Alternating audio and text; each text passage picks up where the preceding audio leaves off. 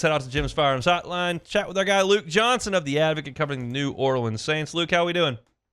I'm doing great, man, outside of the fact that the Pope is canceled for being a Cubs fan.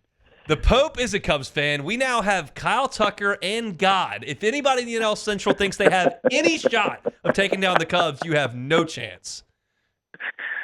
I guess we're gonna get a good sense of just how present God is in the world right now. We shall see. The Cubs got the Mets tonight. We'll see how we can handle things. Somebody said on Twitter's been on fire. Somebody said the God saw the Cubs give up 9 runs in the 11th inning on Tuesday and gave them the Pope a day later, which is actually true. So we'll see if that can help my beloved Cubbies. Let's talk some. I think my favorite one was Chicago now has more Popes than 4,000-yard passers. Yeah. So I'll tell you this, and I did not know this until like an hour and a half ago. Pope Twitter is on fire. Everybody's firing off takes about the Pope at this point. So let's talk about the Saints to transition into in a Catholic way. I want to talk defense with you. For a long time there, we just kind of assumed, all right, the Saints have this guy and this guy and this guy. They're going to be pretty damn good on defense. And then they really weren't at the end of the Dennis Allen era. And they still got a lot of those cast of characters. Is there any tread left on the tires of Cam Jordan, Tyrann Mathieu, and Demario Davis at this point? Yeah, but I don't think that they're going to be star players. You know, I don't think that's fair to ask that of them at this stage in their careers. I still think Tyrann played some decent ball last year when he was at his best. Just as as somebody who's taking the football away, and then I think injuries caught up to him, and frankly, just wasn't a very good tackler last year. Like, that was a problem. I think they addressed that by going out and getting somebody like Justin Reed who can kind of cover up some of that stuff. You can kind of put Tyrann back in more of a playmaking role. I think he can still be a good player. Demario, I think, is still a good player in specific aspects, but he's not like the complete all-around player that he was, 4 years ago. And with Cam, I mean, we saw a little bit more out of him last year after they fired Todd Grantham. I just don't think I don't think these guys are Pro Bowl players anymore, but I think they can still be useful players, especially considering what they've added around them.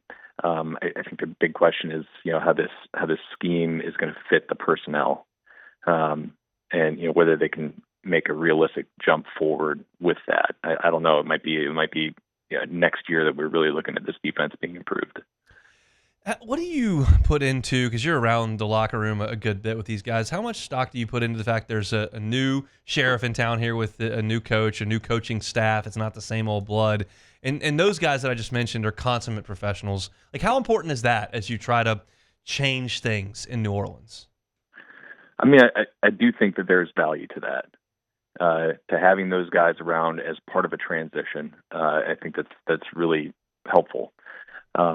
When they talk in the locker room, guys listen. I mean, every one of those guys,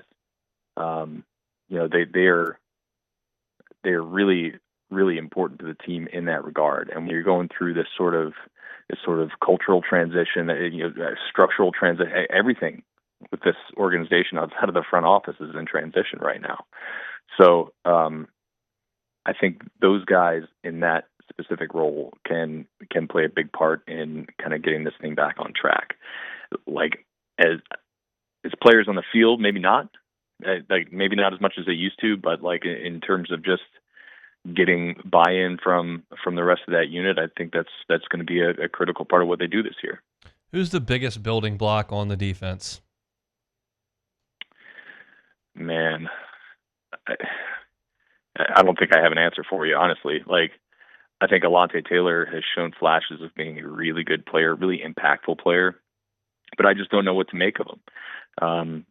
They've just kind of flip-flopped him throughout his entire career. I don't think he's been able to really settle in and be great at one thing. So I'm really curious to see, later on this month when they line up for their mini camps and whatnot, what Brandon Staley wants to do with him. Is he going to be that star position for him, right, where he's just kind of all over the field and being the guy who makes plays in space? Are they going to want to lock him in at outside corner? I think it would probably be the former. I think he's probably the guy that you're looking at as as, okay, we can kind of build around him and his talents. But like, he's got to show he can do it like consistently. And this is a big year for him. So he's about to, he's about to enter, like he's entering his contract year. Yeah. So, yeah, I think he's the one that I feel best about on this team. But then, like, I know Chase Young's never been a 10 sack guy, but like, he's still 25. That's and crazy. he's like, It was crazy in the fall, and it's crazy now.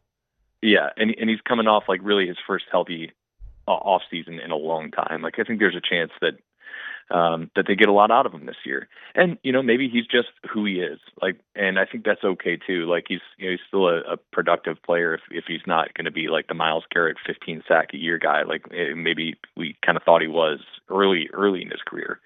But I think he has a chance to really blossom if he can stay healthy, if he's healthy throughout this offseason, he's working out and, maybe put into a scheme that can really maximize his strengths.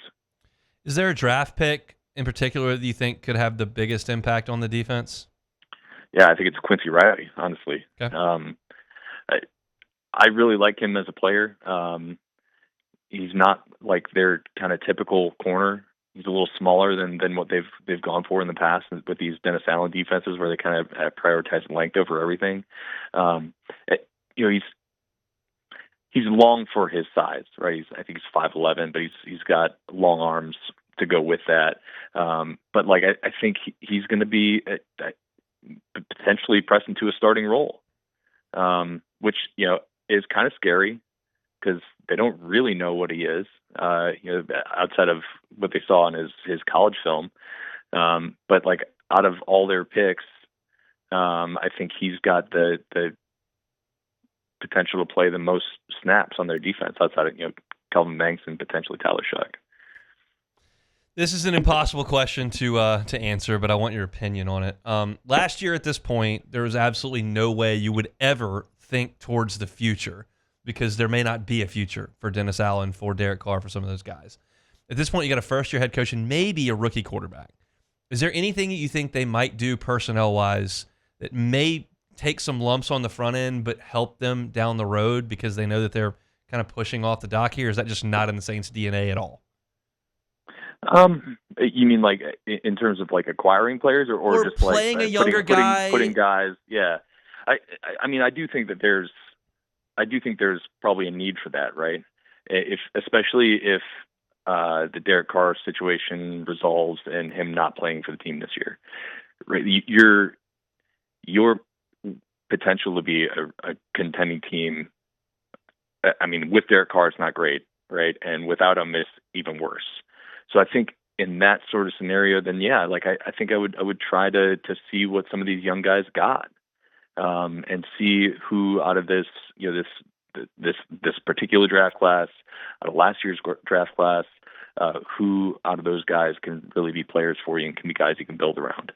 Like maybe somebody like Jonas Sanker it turns out to be just an absolute stud, or Danny Stutzman, like. Let them go out there, take some lumps, but see what they got potential wise. And yeah, when you're looking at the way this roster is built right now, I mean, next year they're going to have some tough cap stuff to manage. Derek Carr, I think it's like $59 million next year on their cap, and that's going to be something they have to deal with regardless of what happens with him this year. But then you look at 2027. It's like all these big contracts that are on their cap that they have had to rework year after year after year and dig themselves out of this big hole. They're all gone. Yeah. So like they actually are lined up to be in a really, really good spot cap wise in 2027. So if you go through a tough year this year, you can see what you got in these young guys, and you can really set yourself up to really jump off 2 seasons from now, which I think it's. That if I was a Saints fan, I'd be excited about that. I'd be excited about like really ushering in a new era here. But it would go against like the way they've done business, right? And like I could totally see them trying to make a play for somebody like Keenan Allen, right? Who fills a need for him instead of giving somebody like Bub Means like, hey, go out there and show us what you can do, or another one of these veteran corners who's out there on the free agent market. Like, they are a team that just, it is in their DNA to try to do everything they can to win right now, even if like maybe the healthier long-term option is to just see what you got in the youngsters and think about the future. We'll see. I wish they would play some of the young guys and see. That seemed to make sense to me, but again, it's just not what they generally do. What's y'all's schedule coming up? You going to see minicamp on Saturday? Is that right? Yeah, Saturday they actually open minicamp maybe today. I think they open rookie minicamp today, but we don't get access until Saturday. So we'll get out there. We'll get our first look at Kelvin Banks, Tyler Shuck, and the rest. And I think there's going to be some really interesting stuff out of there. Like, what position do they line Kelvin Banks up at? Last year they lined Fuaga up at left tackle in rookie minicamp. You're like, okay, well, that's probably what he's going to play. I think there's some potential to get some really interesting stuff out of this weekend. We'll talk next week. Thanks, Luke. Yep, sounds good, buddy. Hey, it's on. Thanks for watching Hunt on Saints. Before you leave, help us out a little bit. Hit that like button, leave your comments in the section below, and hit that subscribe button so you get all our content right here from Hunt on Saints. We'll see you next time.